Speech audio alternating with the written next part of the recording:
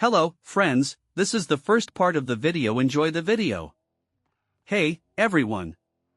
I don't know if this is the right place to share this, but I've been holding on to a lot of stuff, and I feel like I need to let it out.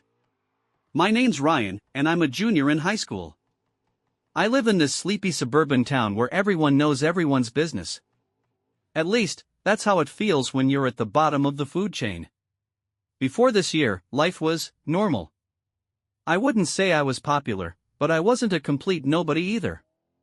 I was that quiet kid who sat in the back of the class, always lost in my thoughts or doodling weird sketches in my notebook. Most people didn't even notice me, which I liked. I wasn't a fan of standing out. My parents used to joke that I could blend into a wall if I stood still long enough. Last summer, two things happened that flipped my world upside down. First, my neighbor, Emily, moved back into town after living in Chicago for a few years. Emily was that girl, funny, smart, beautiful in that effortlessly cool way. We used to play together when we were kids, but she grew up into someone who seemed way out of my league. Still, she'd smile at me when we passed each other on the street, and I couldn't help but feel a little flutter of hope. The second thing was Miranda. Miranda was my girlfriend, well, is my girlfriend, technically. She was fiery, loud, and confident, the total opposite of me. At first, I thought she liked me for who I was, but I'd started noticing things over the last few months. She would make little comments about how I dressed, or how I wasn't manly enough. She liked to tease me in front of her friends, and what used to feel playful started to sting. But I convinced myself that it was just how she was. I mean, she was my girlfriend. She wouldn't intentionally hurt me, right? I was wrong.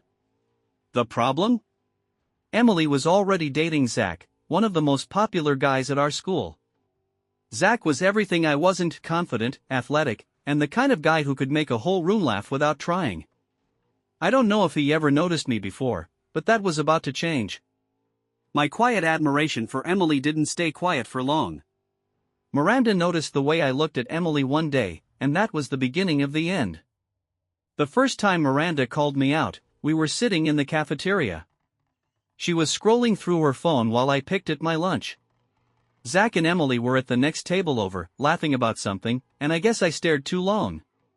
Miranda slammed her phone down, and the loud thud made me jump. "You've got something to say to her, Ryan? Maybe you should go over there and embarrass yourself instead of wasting my time." People at nearby tables turned to look. My face burned as I stammered, I wasn't. "Oh, please," Miranda snapped. "You're practically drooling. God, you're so pathetic sometimes." That word, pathetic, hit me like a slap. I didn't say anything. I just stared down at my tray, hoping the ground would swallow me whole. I heard laughter, Miranda's friends giggling, Zach chuckling from the next table. Emily didn't laugh, but she didn't say anything, either. It didn't stop there. Miranda started making little digs at me every chance she got. If I didn't respond to her texts fast enough, she'd accuse me of ignoring her. If I tried to stand up for myself, she'd roll her eyes and say I was too sensitive. Once, she even told me, if you weren't such a wimp, maybe I'd actually respect you. The worst part? I believed her. I started thinking maybe she was right. Maybe I was pathetic. Then came the day I fought back. It happened after school one day in the parking lot. Miranda and I had been arguing. Well, she was yelling, and I was trying to keep my head down. She was mad about something stupid, like how I didn't pick up her favorite snack from the vending machine before class. "You can't even do one simple thing for me," she spat, crossing her arms. "It's no wonder people treat you like a joke." I don't know what snapped inside me, but I couldn't take it anymore. "Why are you always like this?" I said, my voice louder than I'd ever heard it.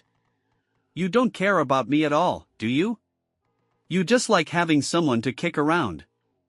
Her eyes widened for a second, like she wasn't expecting me to actually push back. But then her face twisted into a sneer. "Oh, so now you've got a backbone? Too bad it's not gonna get you anywhere, loser." I turned to walk away, but I didn't get far. Zach and his group of friends had been watching from across the lot, and one of them, Kyle, this giant linebacker who looked like he bench pressed cars for fun, had called out, "Hey, Miranda, need us to handle your boyfriend for you?" Before I could react, Kyle and another guy, Marcus, cut me off. "What's your problem, man?" Kyle said, shoving me back. "You think you can talk to a girl like that?" "I didn't do anything," I protested, but Kyle's shove sent me stumbling. "Yeah, you didn't do anything," Marcus sneered. "You never do. That's your whole problem." I tried to back away, but Kyle's fist came out of nowhere, catching me in the gut. Pain exploded in my stomach, and I doubled over. They were laughing, egging each other on, but all I could focus on was the burning in my ribs and the humiliation flooding my chest. And then something crazy happened. "Hey," a voice shouted. "Leave him alone." I looked up through blurry eyes and saw someone I barely knew, Matt, this quiet guy who sat in the back of English class. He wasn't big or intimidating, but there was a fierceness in his expression that made Kyle pause. "What are you gonna do about it, nerd?" Kyle sneered, but Matt didn't back down. "Try me," Matt said, his voice steady. "You lay another hand on him, and you'll see what happens." To my shock, Kyle actually hesitated. Marcus muttered something under his breath, and they backed off with a few choice insults. Miranda just stood there, watching with a smirk on her face. Matt helped me up, his grip firm but not patronizing. "You okay?" he asked. I nodded, wincing. "Thanks," I muttered. "That was messed up," Matt said, glancing at Kyle and Marcus as they walked away. "But you can't let them push you around forever." I didn't know it then, but that moment was the start of everything. The next day, Matt found me sitting by myself on the bleachers during lunch. I was still sore from the fight, not just physically, but emotionally. Every time I thought about the way Kyle and Marcus had laughed, the way Miranda smirked, it felt like a fresh punch to the gut. "Hey," Matt said, plopping down next to me. "How are you holding up?" I shrugged. "I'm fine." It was a lie, and he probably knew it, but he didn't call me out. "That was brave, you standing up to her," he said. I laughed bitterly. "Yeah, and look where it got me." Matt leaned forward, resting his elbows on his knees. "You know, I wasn't always like this. Quiet, I mean. I used to have a temper. Got into a lot of fights. My dad thought I needed discipline, so he signed me up for this thing."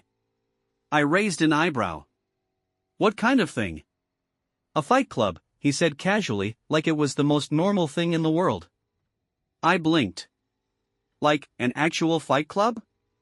Matt grinned. "Yeah. It's not as crazy as it sounds. It's more about control and discipline than just punching people. But it taught me how to handle myself and how to handle guys like Kyle." I didn't know what to say. The idea of fighting, of intentionally walking into a room where people hit each other, seemed insane. But at the same time, I couldn't shake the memory of Kyle's fist in my gut, of Miranda's sneer, of the helplessness I felt. "You should come with me," Matt said, like he could read my thoughts. "What?" "Just try it," he said. "You don't have to fight right away. Just come and see what it's like. Worst case, you decide it's not for you. But I think it might help you." I hesitated. The old me wanted to say no, to stay in my comfort zone and hope the world would leave me alone.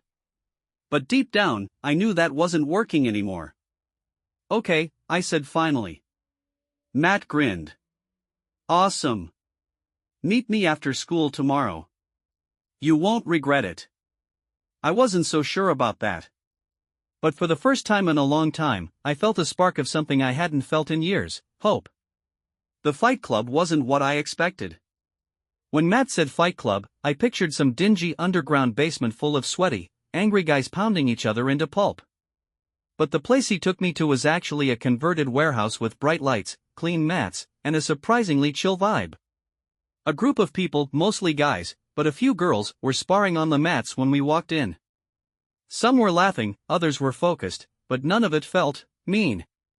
It wasn't like the aggression I'd seen from Kyle and Marcus. This was different. Matt introduced me to the guy who ran the place, a wiry, middle-aged man named Coach Greg. He shook my hand firmly and gave me a once-over, his sharp eyes making me feel like he could see straight through me. "You ever fought before?" he asked. "Not really," I admitted, thinking about my humiliating scuffle in the parking lot. Greg nodded like he wasn't surprised. "Well, you've got the look of someone who's tired of being pushed around. That's a good start." He clapped me on the shoulder and turned to Matt. "Get him some wraps. We'll start slow." Matt led me over to the corner and handed me a roll of cloth. "These are for your hands," he explained. "You'll thank me later." The first hour was rough. Greg had me shadowbox, hit a heavy bag, and work on basic footwork. By the end of it, my arms felt like jelly, and I was sweating buckets. But I didn't quit. When it was over, I slumped onto a bench, exhausted but oddly satisfied. Matt sat next to me, grinning. "Not bad for your first day," he said. I laughed weakly. "I feel like I got hit by a truck." "You'll get used to it," Matt said.